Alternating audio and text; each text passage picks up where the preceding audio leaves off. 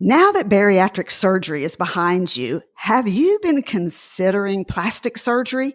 Do you have a lot of questions before you take this next step? Well, stay right where you are because plastic surgeon Dr. Omar Beidas is in the house answering your question. Now available, try ProCare Health's 3 newest products at an amazing price. Get a bag of whey protein powder, a bag of our new multi-flavored mocktail calcium chews, and our new soft chew multivitamin, all for less than $75. Visit ProCareNow.com and enter Susan10 to save even more. Hi, I'm registered dietitian, nutritionist Dr. Susan Mitchell, ex-radio dietitian turned podcaster. You're listening to the Bariatric Surgery Success podcast, episode number 110. I'm here to help you cut through that health hype, give you accurate, evidence-based nutrition information worthy of all your efforts. Simple, step-by-step strategies that can change your life now. I want you to feel well every day. Get out there and do the things you want to do. This podcast is for you. Joining me today is plastic surgeon Dr. Omar Beidas. Dr. Beidas is a board-certified plastic and reconstructive surgeon with the Orlando Health Aesthetic and Reconstructive Surgery Institute. He specializes in not only breast surgery, but also body contouring after weight loss. And guess what? He also founded Orlando Health Surgery After Weight Loss Program. It's the first of its kind in the southeastern United States.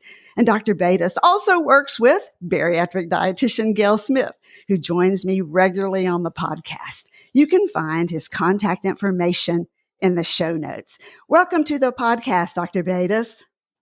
Thank you so much for having me. It's a pleasure. I'm going to start with a broad question. When you see a potential plastic surgery patient for the very first time, what are some of the most common questions you are asked, and how do you respond? So typically, that's a great question. Typically, patients want to know what's the right procedure for them. And a lot of times that's a difficult determination to make without doing an in-person exam. Although there are a lot of surgeries that we can offer virtual consultation and make a pretty good plan just based off of pictures and a discussion with the patient. I would say the other questions we commonly get are things like what's the recovery time, how much time off of work, and ultimately what I'm trying to do, and I feel like this is the most important part for me, is can I meet the patient's expectations, or can we meet the patient's goals and what they're trying to accomplish with the surgery they're asking about, or do we need to talk about a different surgery? So I would say for me, that's the most important thing, and I imagine it's also very important for the patient. But I think a lot of times patients are fixated on one surgery and one outcome, but those two things don't always match. That's such a great statement. I'm so glad you said that. I love that you are looking at a personal approach, that it's not just a one size fits all. You know, I see that in the diet world all the time. Everybody thinks it's a one size fits all. And nutrition is so personalized. And I'm glad to hear you say the very same thing about plastic surgery. We have a ton of questions because I put this out. I let our members of my private Facebook group know that you're coming on and going to be a guest, and said, what would you like to know? What are your questions? Well, get ready because they have a lot of them. So let's answer some, if you don't mind. And I'm going to start with Kim. Kim wants to know, how long after my weight loss surgery should you wait to do skin removal? And a second part, is there an ideal body fat percentage where you should be before plastic surgery? So great questions. The first question, how long you should wait, that will typically vary from patient to patient. But the recommendation is generally 1 year, at least 1 year after weight loss surgery, as well as a stable weight for at least 3, if not even 6 months. It's not a great idea to do plastic surgery when patients are in that acute phase, that first 6 months where they're dropping weight very rapidly. And some patients take longer than others to get to their, let's call it their plateau, or their final weight. And so some patients take 1 year to get there. Other patients may take 5 years. Other patients may take longer. And so we want the weight to be stable for 3 to 6 months on a stable routine. Sorry. Yeah, I was going to say, I think that, again, that's so important. It's very personalized. And that's the message that I can already hear clearly that you're making, is that plastic surgery is personal and personalized. And that's just terrific. So yes, I'm interested to hear about the body fat percentage and actually how much weight you put on that when you're deciding about a procedure. So I personally put zero weight on that. I don't know. That's what I wondered. I don't know how many plastic surgeons look at body fat percentage. Yeah. I just don't think there's any evidence-based data behind having a certain body fat percentage to have plastic surgery. Now, there is a lot of evidence behind BMI and risk of complications, as well as a lot of surgeons will tell you the results just are not as aesthetic, shall we say. I don't want to say good because good is subjective, but not as aesthetic at BMIs above. I typically tell patients really above 32. And if you want, you'll get it below 32, you'll get a good result. Below 28 BMI, you'll get a great result. Mm-hmm. But that doesn't mean that someone at a BMI of 35 cannot have surgery. I just tell them, and I show them with pictures and other examples of my previous patients, what to expect if your BMI is higher, or you have a certain body type. So, a patient with a BMI of 40, I'm going to show them a picture of someone who's maybe has a BMI of 38 or 42, and this is the result. So don't expect the result of the patient who has a BMI of 28. It's impossible. So again, it's going back to that first point I made of lining up expectations and goals. And don't you think photos speak 1,000 words?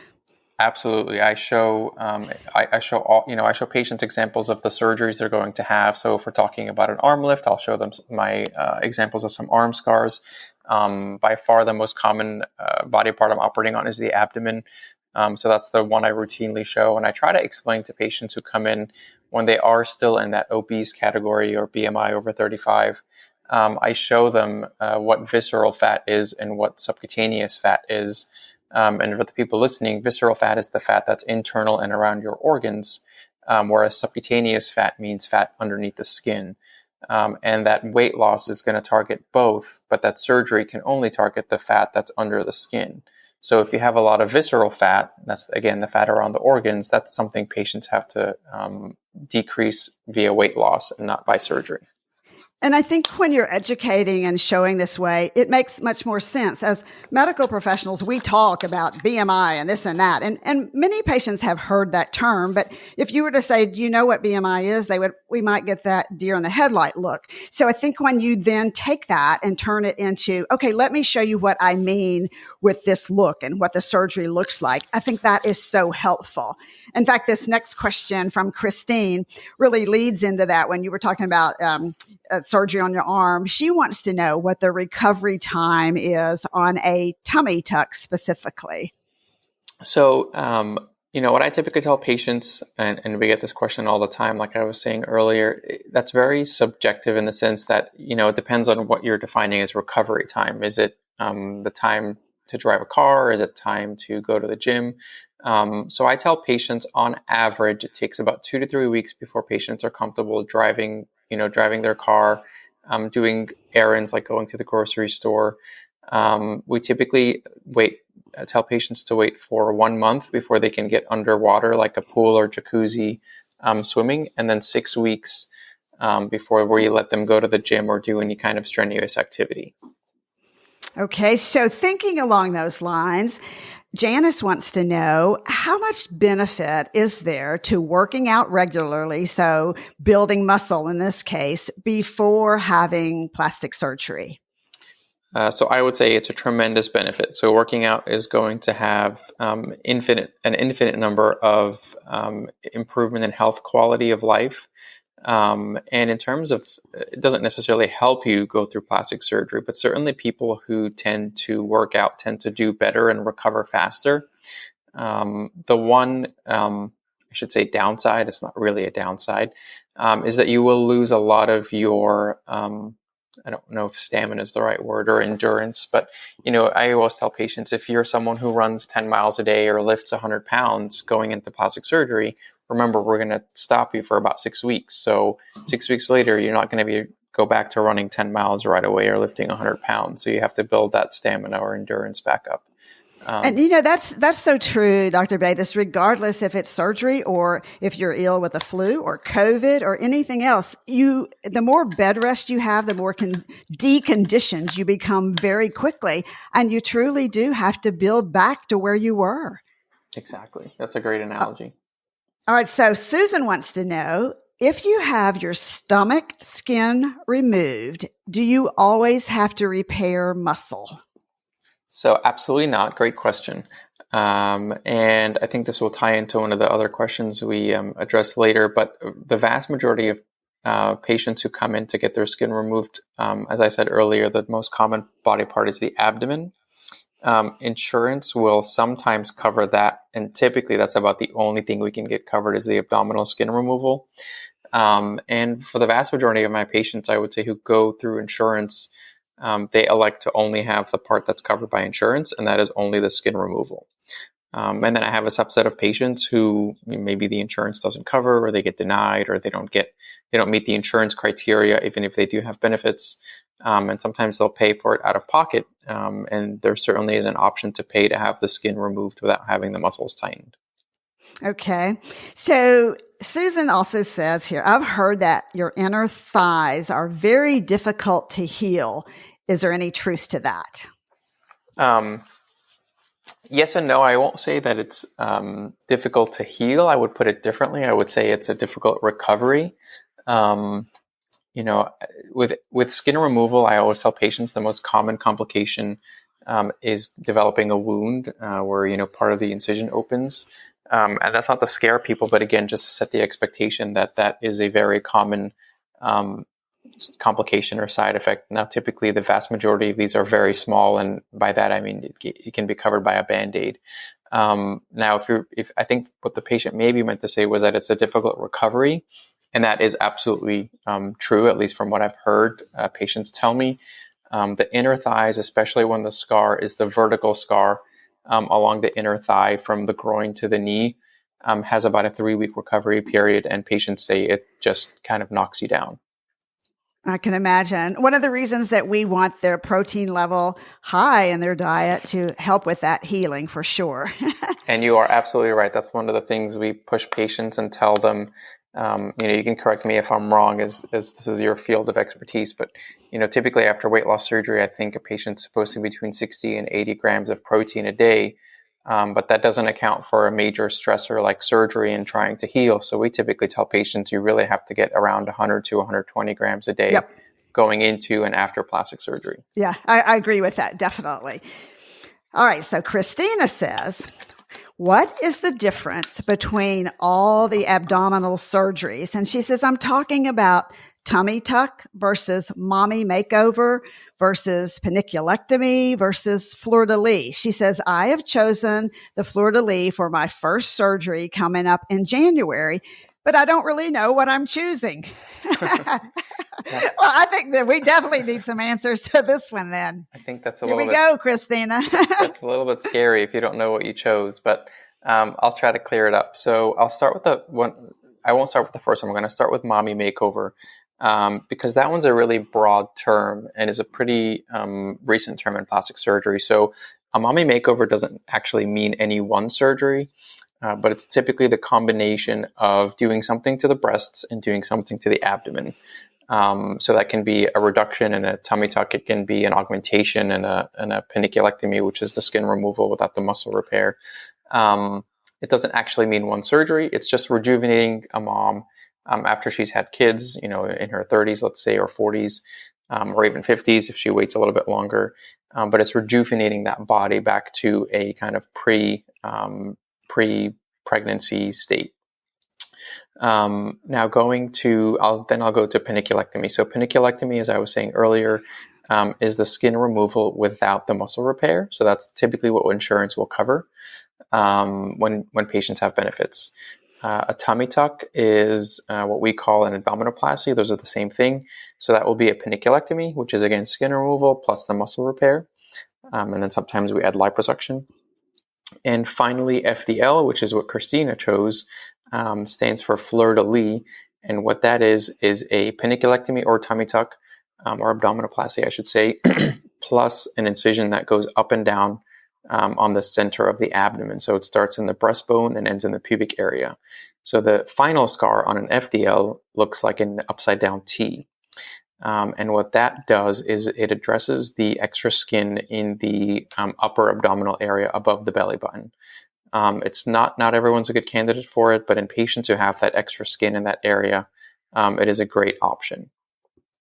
Wonderful. Thank you. I think that is very helpful, what all you just shared. Thank you so much.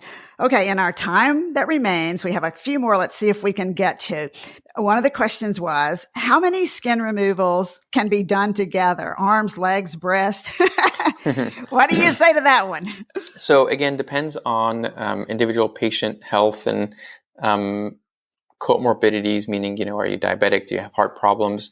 But in someone who's young and healthy, I shouldn't even say young. I've done several cases together on an older patient, but let's say healthy with minimal comorbidities, which is the vast majority of weight loss patients. I'll typically combine up to 3 body parts. So that can be arms, upper back, breast, or it can be breast, abdomen, thigh. I typically don't recommend combining the arms and the legs in the same surgery. But like I said, up to 3 body parts at the same time. Okay. So next question, how far apart should you schedule multiple surgeries? Ooh, I think that's a great question. That is a great question. So again, we're keeping in mind that you're down for about 6 weeks after each surgery. I typically recommend about 3 months. Again, if you're fit, healthy, you have a good lifestyle, I would say minimum 3 months. And Dr. Beidas, we're talking about general anesthesia on every one of these, right? Correct. In my patients or in my hands, yes. Okay. So this is one a lot of people don't like to hear, but I really think it's important. Let's talk about the flip side. What are some of the risks and what are the issues, complications, or just problems that you see most often? So like I said earlier, by far the most common is getting a wound. And again, those are typically fairly small wounds that we can cover with a Band-Aid. It can be a nuisance for patients. It rarely requires going back to the operating room. It occasionally will require a cleaning up in the clinic. The scarier things, I would say, are getting blood clots in your calves, what we call DVTs, deep venous thromboembolism. And that can be fatal if it goes to the lungs, which is known as a pulmonary embolism or PE. That is, I don't want to say common, but it's a rare, but obviously potentially fatal complication. I personally give all my patients heparin, which is a blood thinner in the preoperative area.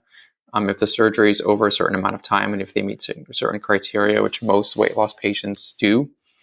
Other risks, poor scarring. I would say patients are concerned about that, about scarring. And then one of the other common ones we see would be recurrent skin laxity, meaning, we do an arm lift 6 months later, your skin has stretched out again and you have loose skin and I can redo the surgery. And that's not so much the fault of your surgeon. It's just that some patients have very elastic skin. That's why women, when they're pregnant, stretch a different amount and have a different amount of loose skin after they deliver. And so similarly, after surgery, the skin can rebound. And then you might need another revision down the line. And I warn all my patients about that.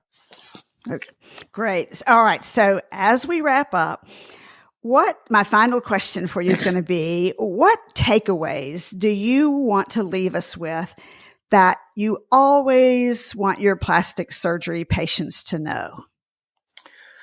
Oh, great question. I would say 2 things, if I can say 2. Absolutely. I would say the first is make sure you are visiting a board-certified plastic surgeon, because there are many surgeons out there who will call themselves cosmetic surgeons or board-certified in cosmetic surgery, which is not the same thing. And I can share a link with you where potential patients can check on their surgeon of choice to determine whether they are certified by the American Board of Plastic Surgery. That would be great. Well, I'm thinking about it. If you will send me that link, I will include it in the show notes. Yes. And in my mind, the analogy I tell patients is it's like if you don't go see a board certified plastic surgeon, it's like going to a plumber, having a plumber come in and do your electric work, and it's absolutely not something that you want. And the second big thing I would say is, and again, this is just my opinion, but I would see a surgeon who has a lot of experience with weight loss patients, because for some of the reasons we talked about earlier, like recurrent skin laxity and some of the anatomy and techniques that we use, weight loss patient tissue does not handle like someone who's not lost, 50, 100, 200 pounds. Great. Thank you, Dr. Beidas. I so appreciate you taking time away from a busy surgery schedule to not only be available, just to rapid fire answer all of these questions. I know that my listeners appreciate you. Thank you so much. Thank you so much. This was a pleasure. I'm happy to come back anytime. Well, don't forget, if you're not receiving the weekly Breaking Down Nutrition newsletter, you can sign up for it on the homepage of my website, breakingdownnutrition.com. You'll be the first to hear about interesting guests on the podcast, just like Dr. Beidas, nutrition tips, recipes, and new products. I'm all about your success because you're worth it. Bariatric Surgery Success with dietitian Dr. Susan Mitchell is produced and owned by Practicalories, LLC, all rights reserved. Remember, the content provided on this podcast is for information purposes only and doesn't create a patient-provider relationship. It's intended to provide reference material and is not designed to provide medical advice. Please consult your healthcare provider regarding any medical issues you have relating to symptoms, conditions, diseases, diagnosis, treatments, and side effects. Podcast guests express their own opinions, experience, and conclusions which do not necessarily reflect or agree with the host, Dr. Susan Mitchell or Practicalories, LLC.